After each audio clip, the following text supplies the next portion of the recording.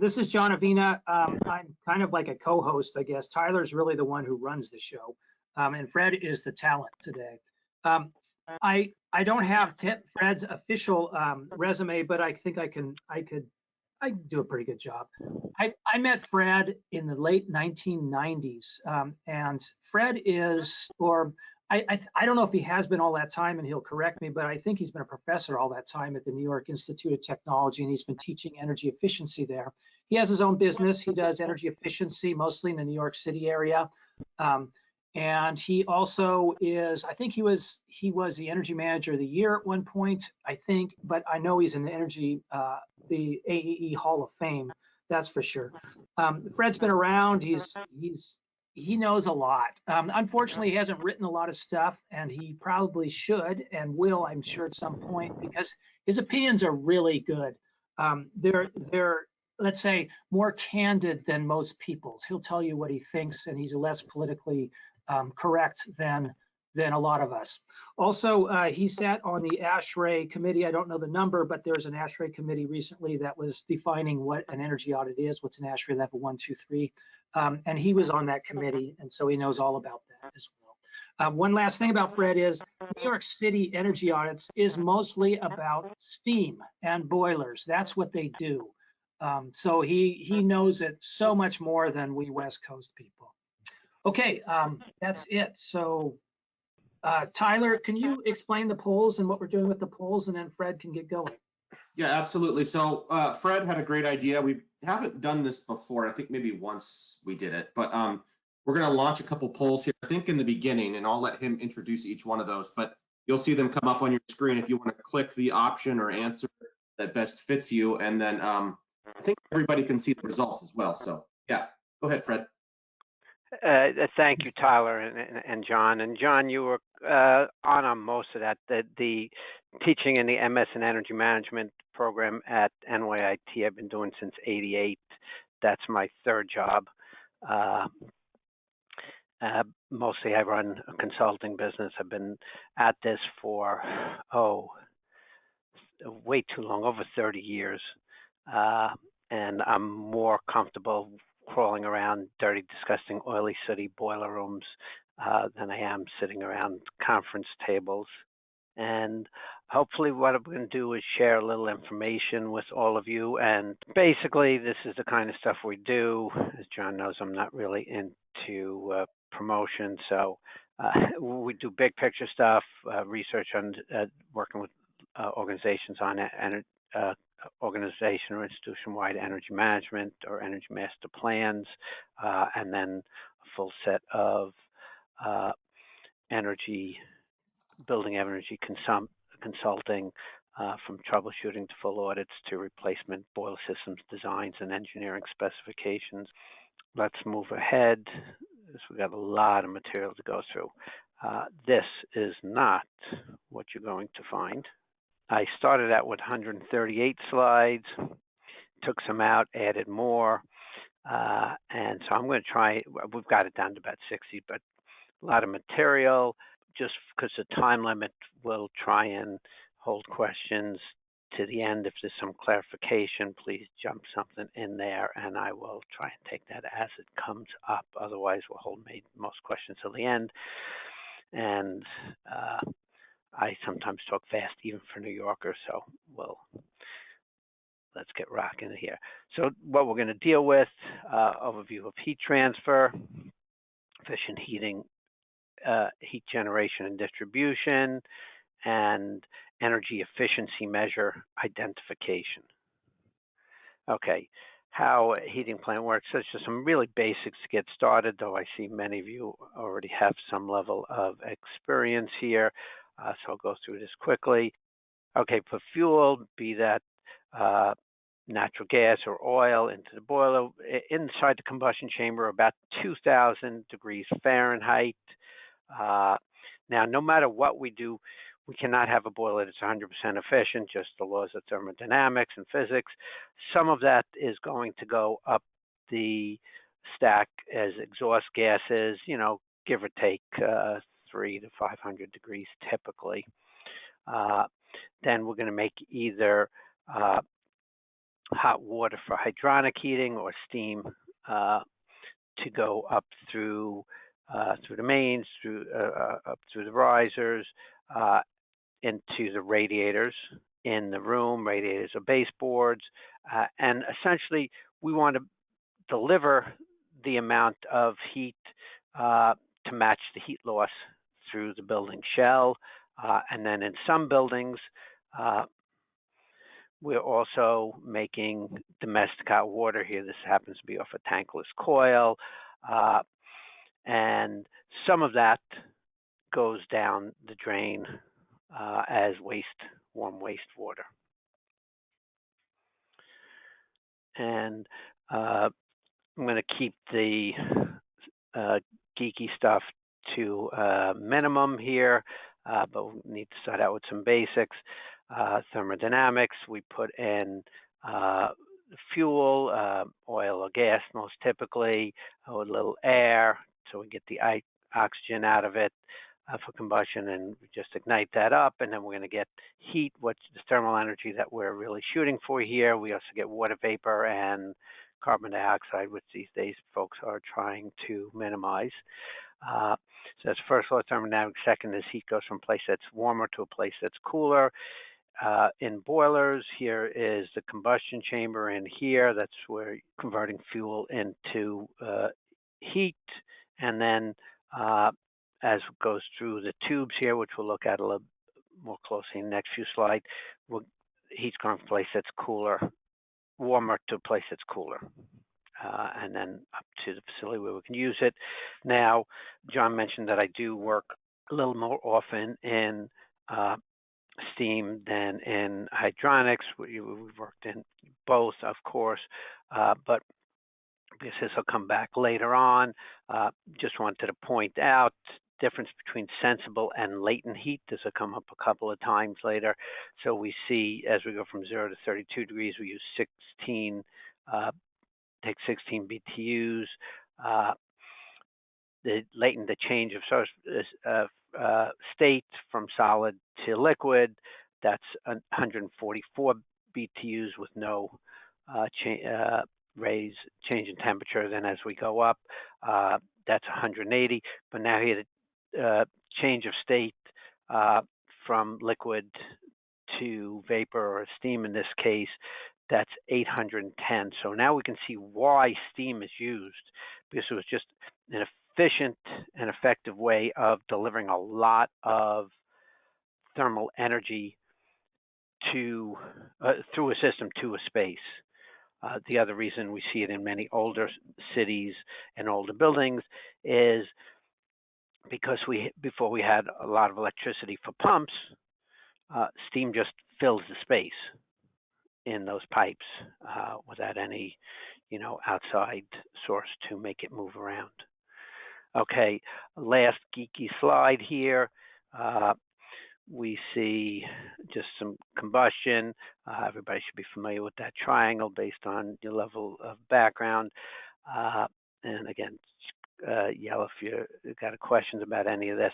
So we're going to take air, and out of that 10 cubic feet of air, that's 2 parts oxygen, 8 parts nitrogen, and in this case, fuel is natural gas, a little heat, we get combustion, and then we get what we want, the thermal energy, heat, 1 unit of carbon dioxide, 2 of water vapor, and this is an important thing we're going to come back to. 80% almost of that, or 8 out of 11, so a little under 80% of what's going through this process volumetrically in gases is going to be nitrogen. And I call that the freeloader, because this means any bit of excess air over the absolute minimum we need to bring into the process in the real world, as opposed to in a lab setting. We have to remember that 80% of that air is just stealing the heat from the system, or from the process, and getting exhausted out. So we really want to be careful when we're tuning our boilers to get the minimum amount of excess air. Okay, so types of boilers. We'll talk about each one of these over the next few slides here.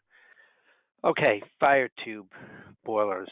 This one is, in fact, the two types as we saw before on the last slide, a Scotch Marine as well as a firebox boiler. And so here we have, again, the fuel going in and the combustion chamber. Then gases move through that. And notice this is all surrounded by water. So the heat moves from either the combustion chamber or these hot gas fire tubes through the material into the water to heat up the water to make either hot water hydronic or steam. This happens to be a 2-pass going through once this way, once that way. Sometimes we have either 3 or even 4 passes. As I said, this is a particular one's a Scotch Marine, and that's what we notice is that everything here is surrounded by water. And this was developed in the maritime industry because when you go out to sea, you have very limited resources. You have to make use of maximum use of every resource you bring with you. And so they surrounded even the bottom of this vessel with water underneath there. So everything's catching heat. And here we see one of those a little bit better in a cutaway. So combustion chamber in here. You can see the flames going back, tubes going back through this way, and then there's another turnaround over here, and it comes out the back. And that you can tell whether something's a 3-pass or a 4-pass, and I would say even a 3-pass is always going to be burner in the front, stack in the back. If you got the stack in the front, it could either be a 2-pass or a 4-pass. I can't remember the last time I saw a 2-pass. That would be antiquated technology. So if it's got the stack coming out in the front, you can assume it's a 4-pass for the most part. And here we see that a little bit better. I think I like this cutaway. This is one of my favorite pictures because this was thankfully at a trade show. We see, and we can see this a little bit better. It's a smaller version of the same type of Scotch Marine. This is our combustion chamber in here. It would normally go all the way through. We see the back end of it here. And then, so the burner is up on this end, flames going back, and then this is the turnaround coming around for the second pass, and then a turnaround up in this side, and going back to the third pass, and then up out of the stack. There's a firebox boiler. Firebox boiler, we see same configuration essentially as the Scotch Marine. The difference here is that on the bottom, you're just up against the ground. Along the side, you have usually mud legs. It's calling a water leg. It's mud legs. That's usually where your gunk and sediment settles out. And that tries to capture the heat going through the sides of the combustion chamber, but there's nothing capturing the heat on the bottom, and so it radiates or transmits as much heat at the bottom as it does to the side. So these aren't quite as efficient as Scotch Marine, but sometimes we're forced to use these because the dimensions of this boiler configuration are slightly different. They tend to be a little narrower and taller, and so sometimes we can fit them into the limited space in the mechanical boiler room a little bit better. And I just wanted to show you when we're in the real world, when we open up the front doors and we're looking at the tubes, that's what we see. Okay, this is a water tube boiler. Water tube boilers are, the difference here is before we had the water surrounding the tubes and hot gases in the tubes. Here we have water in the tubes and the hot gases run around that. The combustion chamber is right in between all of these tubes down here, and then you see how that kind of runs back and over and across. And these are mostly found in utility and heavy industry. I've seen some of them in commercial buildings. Okay, then we have cast iron boilers. Here you actually see one of these sections. This is a slightly older technology, not one that we're fond of. And so we see one of these cast iron sections here, and you see combustion chamber on the bottom, and then the air runs up through in between these sections with the water inside this metal chunk here. And here you get to see a little bit better close up of the section here. You see these little, I would say thimbles, but thimbles are hollow. These are solid cast iron dimples, I would guess you would call them, and the air runs up between these. What they do is gives you more heat exchange surface. Now, this was actually a school that I think a lot of you, according to John, work in on occasion, and I was doing an inspection for a rebate incentive here, and they had just put this in, I don't know, about a month or so before I got there, and kind of wondered why someone would put in a cast iron sectional, new one. I mean, we won't do it unless there's physically no space to put something better in there. In fact, you know, we've walked away from jobs where someone says, I insist this is all I'm going to use. I know why they put it in, because it's cheaper on day one. However, the issue is that here they had the space to do something different. And when I looked at this and I was talking to the operator of this building, and we're talking about what I don't like about it, he said, yeah, that's real issue. In fact, they had another boiler right next to this, and you see it here on the bottom of the page. And the guy opens the sides, because one of the problems with these units is that, yes, they're cheaper on day one, but two things. One is when you go to clean them annually, there are just, unlike with those tubes that I showed you before, here you go to clean one of these, you take essentially a big wire brush, almost like a pipe cleaner, and shove it down the first one, and then vacuum out, then go to the second one, then go to the third one, the fourth one, and then second row, and keep going down. And when you've done cleaning it, you know that, in fact, you've cleaned all the surfaces and you're back to full heat transfer and optimal efficiency. You go to clean one of these, there's little clean out doors on the side, little plates you take off. You take that same wire brush, you push it in, you push it down a little bit, you push it up a little bit, you try and do it, you know, at an angle.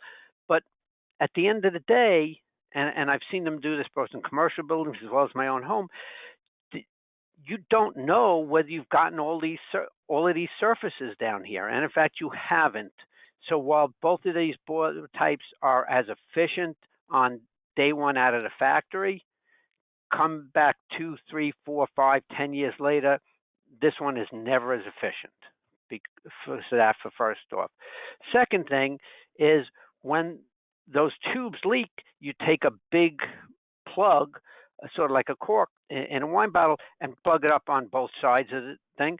And then, you know, another one leaks, you could do the same thing. And you can do that up till you get about 10, 15% of the tubes before you seem to have much of a measured effect on the efficiency. And then when you're ready to replace, you replace them when you're ready for that, usually during a downtime, and you have enough to deal with, and about $125 each to replace. Not a big deal. Here you have a leak in one of these sections. First off, you have to wait for the unit to go. You have to take it down and wait half a day before all that cast iron cools off. Next, when you go to take it apart, you all know my friend Murphy. Well, Murphy will tell you that, in fact, it's never the section at the end that's leaking. It's always one in the middle. And so I'm talking to this operator, and he opens them and he shows me, and I don't know if you, I'm sorry, can't quite make this out. It wasn't the greatest picture. But here, he's got them all marked up, and on 3 or 4 of these right here, you see he's got dates when he's replaced them. You know, there's 1 or 2 every year. So you have to let it sit down, half a day, cool off, Then you have to first start taking it apart, and what you can't quite make out is these bolts here. These are usually like 3/4 to 1 inch bolts. So you have to unbolt it, take the first section off, take the second section off. And these sections, these weigh hundreds of pounds. So you have to have two big lummox of service guys to pull these things off. And this is a small one. I've seen them 2-3 times the size of this. And it's a real job. And then, so 3/4 a day later, you finally got to the place it's a leak. Now you either have to weld it, or you need to call down to the supply house and get a new one delivered. So you're down for a day, day and a half, 2 days. And that's usually not something that people can afford. And the cost of doing this is not the $100, $125 a tube. And like I said, it needs to be done now when it happens. So why we're not big fans of these. Okay, atmospheric boilers. You may be thinking, Fred, why are you even just bringing this up? This is something that maybe we had in our homes many years ago. I would never even consider putting this in a building today, even in a home. But because this is uncontrolled combustion, sort of like the old gas stove. At best, maybe you'll see 78% combustion efficiency. But it is the least first cost option, though it is only applicable for hydronic heating or DHW. We can't get steam out of it. Now, again, why am I saying that, even bringing these up? Because about 2 years ago, doing an inspection on a 1 million square foot facility, actually a landmark facility, one that if I mentioned it, many of you would know, but I won't. I'll protect the guilty. And I'm checking pipe insulation and some other measures. And they said, well, we've got some pipe insulation in the boiler room, the construction manager tells me. And we go into this boiler room, and the project manager looks at me and she says, Fred, you got a look on your face like you just saw something horrific. And I said, yeah, because I did. Would you believe that in this day and age, someone put in this installation here 3 series of 10 of these atmospheric boilers, so 30 of them to heat a 1 million square foot building. I don't know that this was even legal at the time. I found that the engineer who did it, it's a spec they've been using for 30 years. At the very least, this is professionally irresponsible. Okay, last boiler type here, condensing boilers. We talked about this before. Again, just wanted to remind you that the real energy is in the latent heat. And with condensing boilers, I'm not going to take you through all of these numbers, but again, we see, essentially 1 BTU per pound here, latent heat 970, right? So unlike standard efficiency and mid-efficiency boilers, condensing boilers remove heat, or the latent heat, from water vapor in the exhaust flue that causes that to condense, and hence called condensing boilers. Dew point is about 132 Fahrenheit. Now, these have to use different materials because they're seeing usually the acids that come out in that condensation. So it's going to be either stainless steel or cast aluminum, which makes them a little bit more expensive. So here we see a cutaway of one of those in a diagram. And so as we're passing, our fluid actually comes through this way, but the hot gases go out this way. These are designed so they're sucking almost every last BTU out of the exhaust gases. So before it goes up to flue, a lot of that condenses, and so we have to have a second takeaway to take that condensate water down the drain. Often when we get to commercial jobs, these go through a neutralization bath before they get dumped. Often we see people put in condensing boilers. Later, folks like John and I go back in, and we realize that someone paid for a much more expensive piece of equipment than they're getting, and they're not getting the results that they expected. And why is that? Because you have to set the system around them that's using the heat that's coming off them up properly to get them operating in condensing mode, because otherwise they just work in conventional combustion modes. And so it's the temperature of the water that we're seeing from the return from the distribution system that's the most important.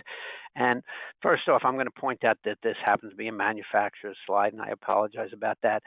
You're never going to see 97% efficient. I would assume generally 91 to 94% is probably the best you're ever going to see in the real operating world. But note that what we want to do is first off look at the system we're going to put them in. Sometimes you have baseboards that need high temperature, so it's not conducive to using this technology. And what we're going to do is we're going to start to see condensing, running in condensing mode, when we're sending out our water at 120 degree F, and we're coming back around 100, because that's when you're going to get up into these higher efficiencies. If you're sending out 180 degree water, like we often see, even if you got that 20 degree drop, you're going to be coming back, in here, and just, I would probably think more often that this is in the mid to upper 80 percentile where you're going to be running. But so it's important that you don't just throw one of these more expensive piece of equipment in and expect savings if you're not addressing how the distribution system it's connected to is operating, and make sure that it operates properly. Okay, boiler fittings. I had a million slides some of which I took out, so I'm going to try and hit some highlights here. Okay, boiler cycle sequence. This is going to play a role in a number of things that we talk about going forward. So I'm just going to take a moment to go through this.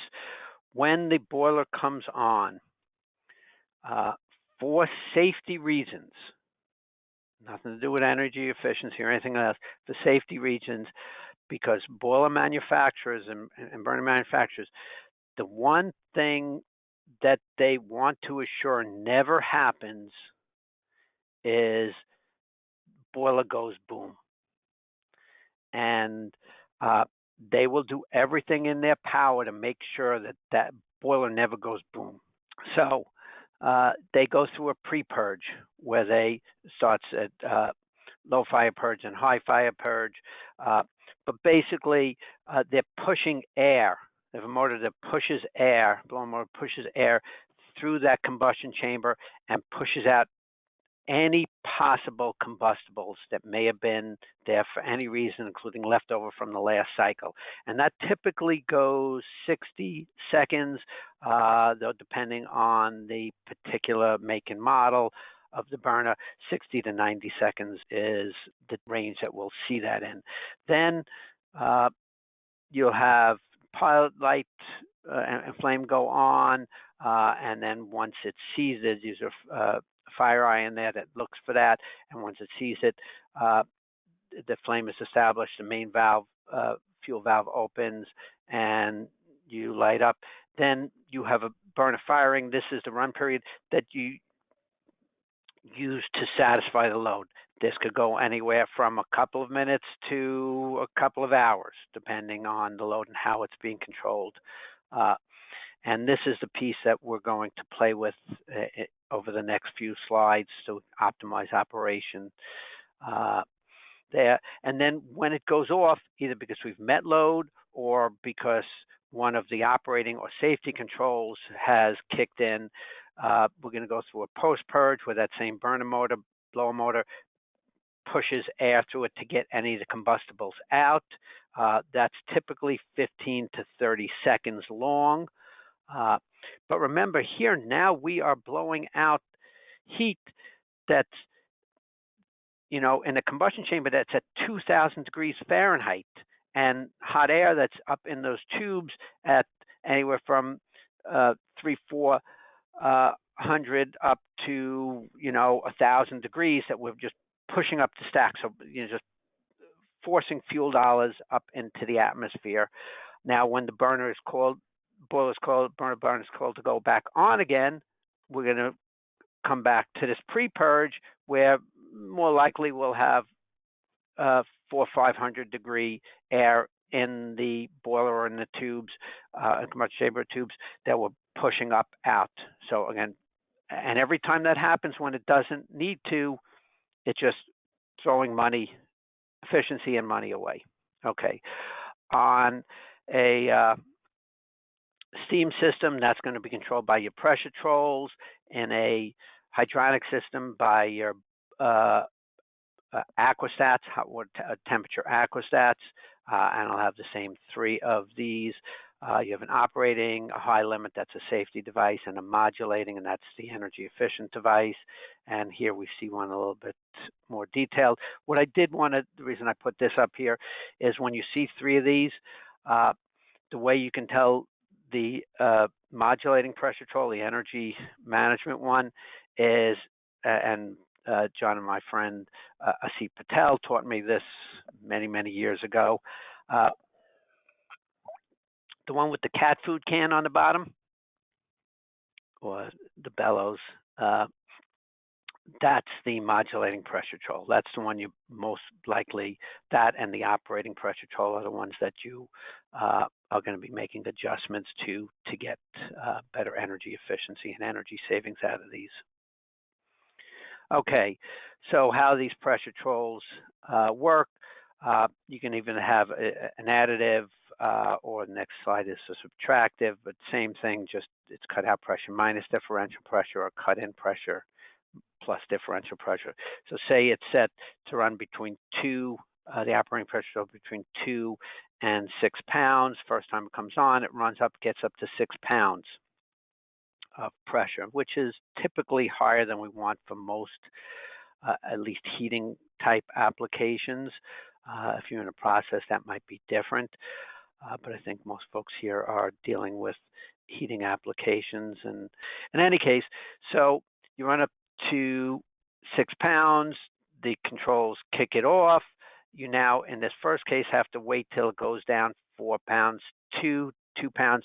Then, assuming the load's still there, the burner is going to come on again. It's going to run on high fire, unless you have an on-off or a type of burner. I think most people here are dealing with more sophisticated systems in larger facilities, so that will have a fully modulating burner.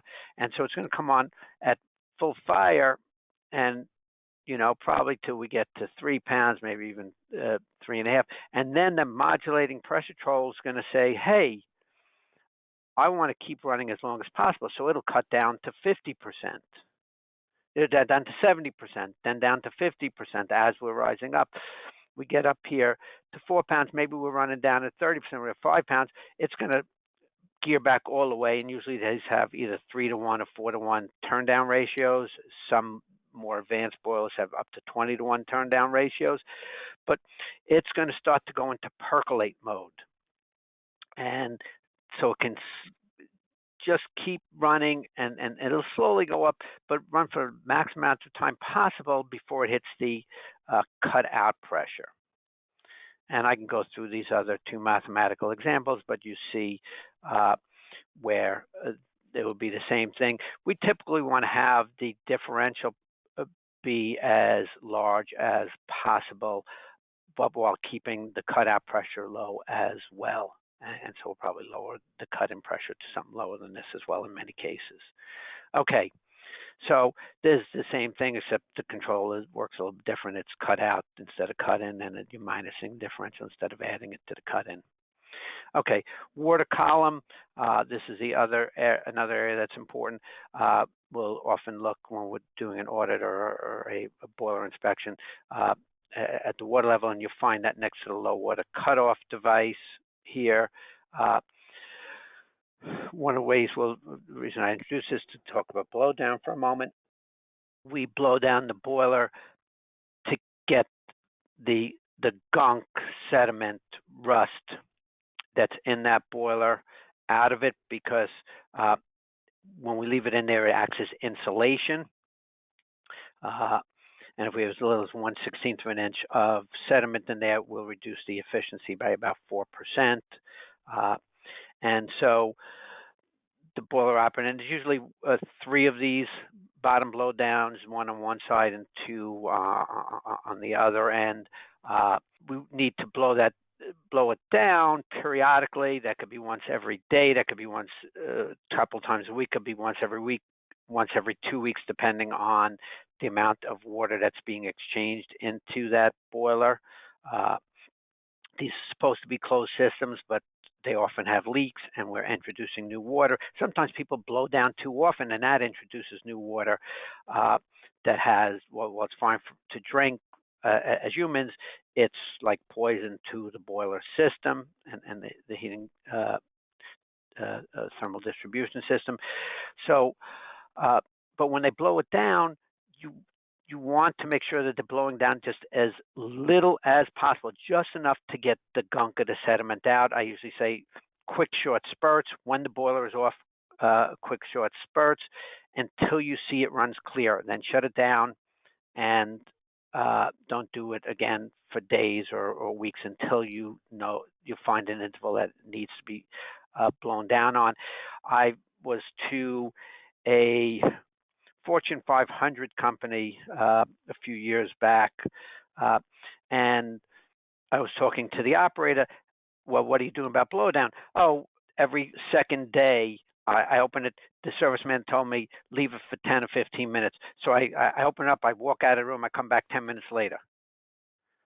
In my head, and I wish we were all in the same place now, you see something I do out of road, I reached into my pocket and I pulled out my bill clip with the 10s and 20s on there, and I pointed out that he was essentially taking the fuel dollars and pouring them down the drain. He goes to grab it, and I said, no, I'm going to hold on to that. I suggest you do the same with the energy dollars in your building. And so I explained to him the right way to go about this. So that's some of the things that we want to be looking at as energy professionals, how they're handling this. Okay, you also have a surface blowdown. These don't get used quite as often. Normally, only if you've got a little oil or grease slick in there, and that most often happens when on a new boiler installation or when they've had a boiler repair. Otherwise, they're not going to be using this all too much. Okay, types of burners. We have a bunch of stuff more I wanted to get to, so I'm going to be quick here.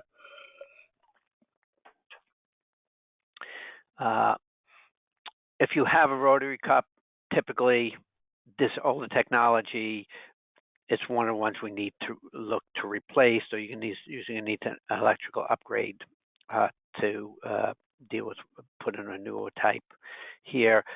Air atomizing is what you'll see most often on the types of buildings that I think you're working in. And that's a gas one. Okay, combustion controls, we talked about this before.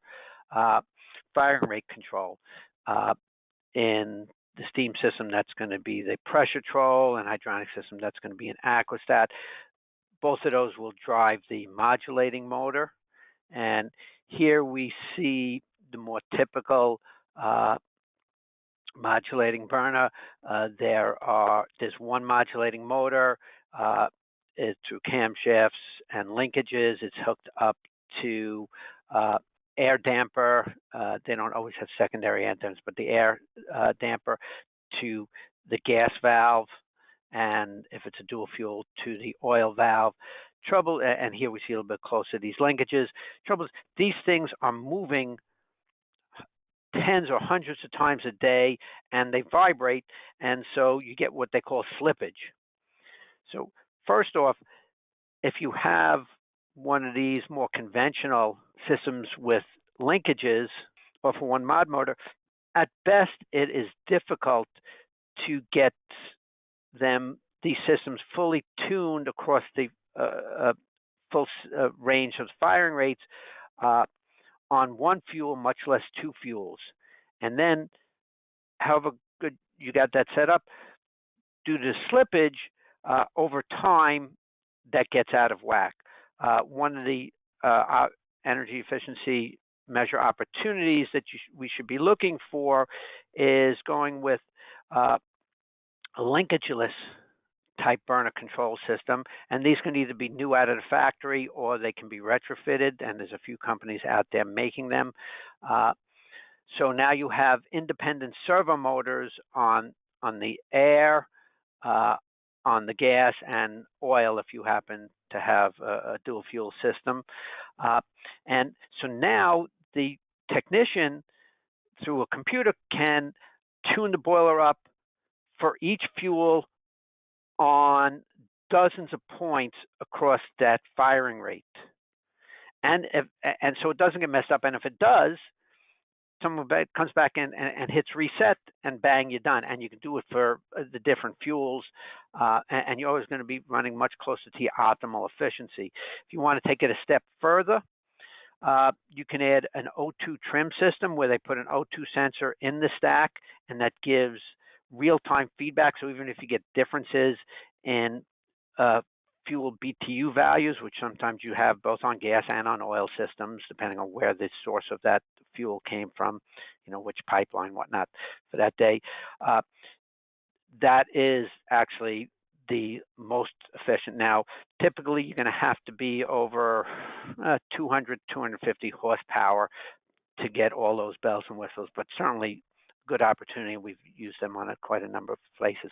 Okay, when I walk into a boiler room, one of the things that I first look at if has a modulating boiler is this switch here, and I don't know if you can make it. This says auto and manual. Here it's pushed into manual setting.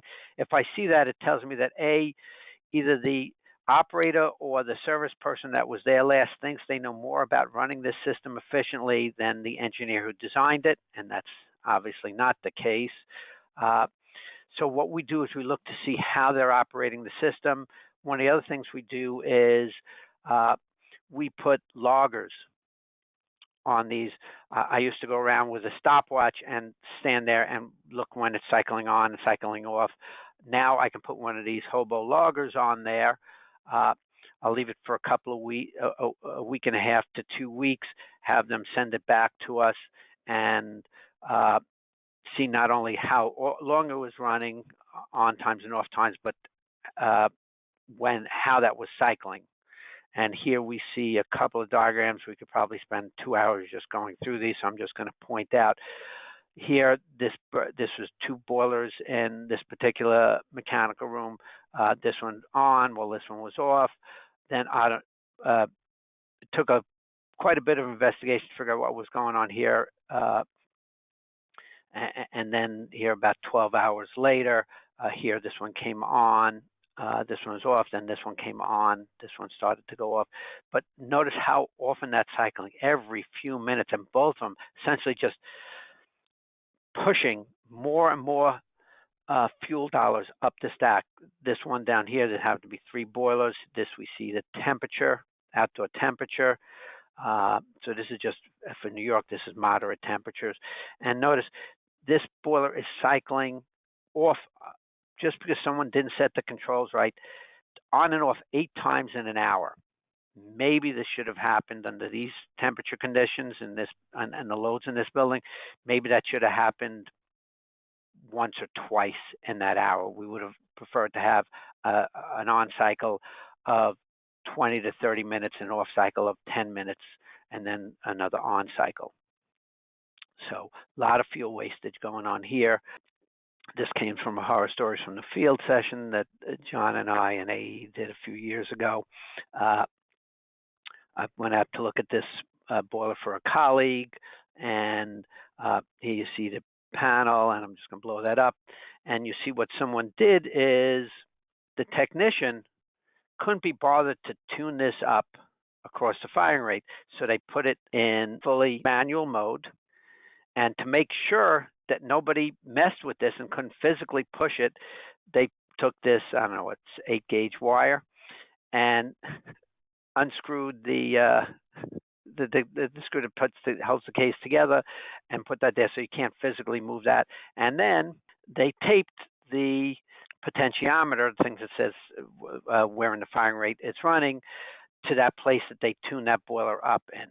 So did this technician really know best? I don't think so. Okay, so here's another boiler. This one was, again, had to do with a utility program that an ESCO, I think, was involved in. And it was a 125 horsepower boiler. It had been put in about 3 or 4 months prior to my arriving. And I walk in here and I look at this panel here. And ooh, what do I see when I walk into the room? It's in manual mode, and it's running at about 30%, about a third of the capacity. Now, the week before I visited this building, we had just gone through in the Northeast here a polar vortex for about 5 or 6 days. And so it was the coldest that we will see in the life of this particular boiler. And so I asked the superintendent who's running the building, did you put this in manual? No. Have you had a service person in here? No, just a person, the installer when they were here back in the fall. And I said, so I confirmed that it had been set up and left this way and not touched since. And there were no complaints in the building, which means that it was either well heated or potentially even overheated. So you tell me, did they need to invest in a 125 horsepower boiler? Or would something a third of the size not been sufficient? So they wasted money. The initial investment was much higher than it needed to for more equipment than they will ever need in this building. And the oversized equipment will run much less efficiently from a seasonal or operating standpoint. So they'll be paying the penalty not only on day one, but for the next 20 or 30 years that this piece of equipment is in there. So you want to make sure to size properly. Combustion efficiency. If you're dealing with combustion equipment, the most critical thing, and so I'll hit this and then we'll wrap up here. Okay, you want to do combustion efficiency tests when you have in there. These are the 5 measurements you're going to be taking. I point out that combustion efficiency and steady state efficiency are essentially the same thing, different name. These are the numbers that you're going to typically look for. Why do you do this? If you say you have a boiler running at 70% efficient, get it running to 80% efficient, and most boilers will get much higher.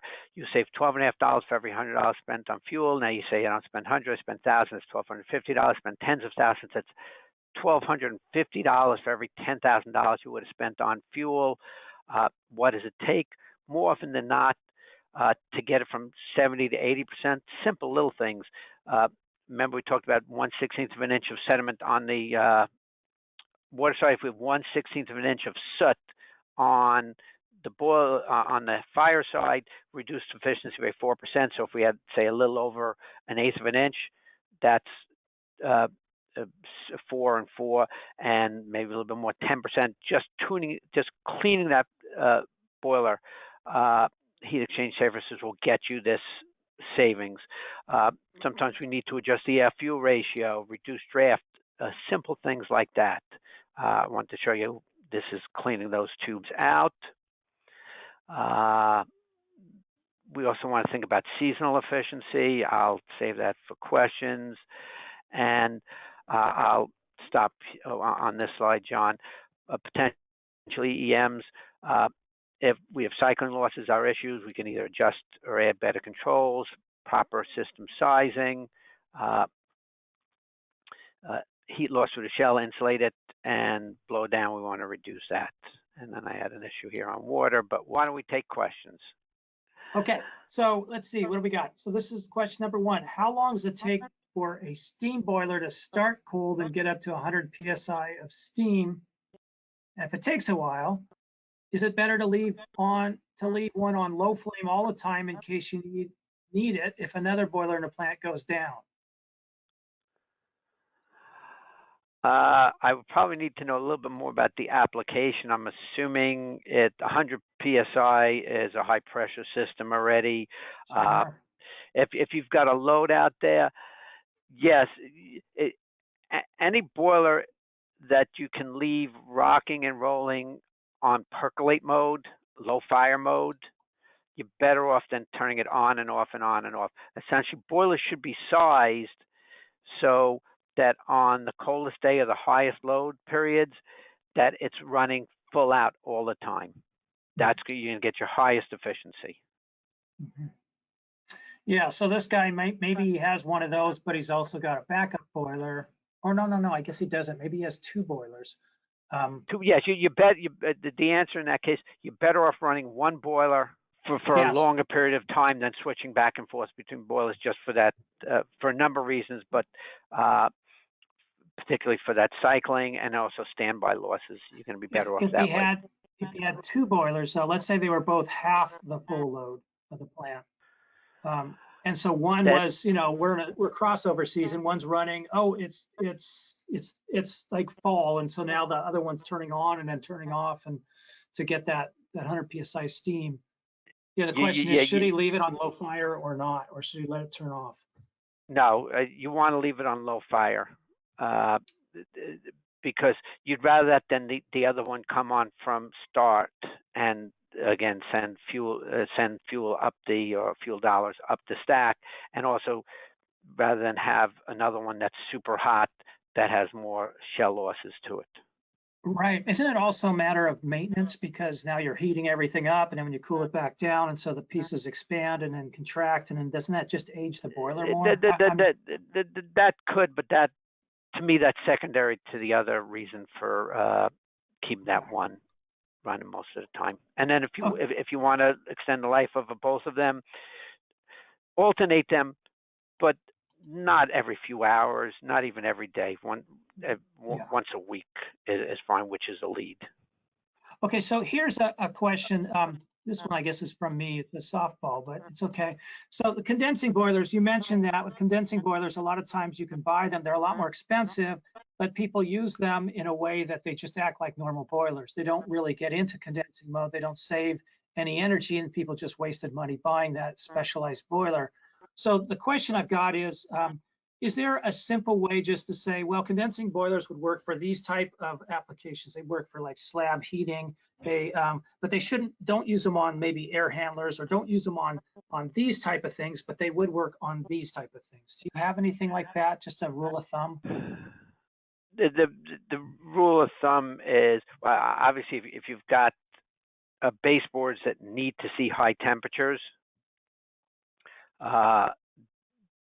that's going to rule it out right offhand.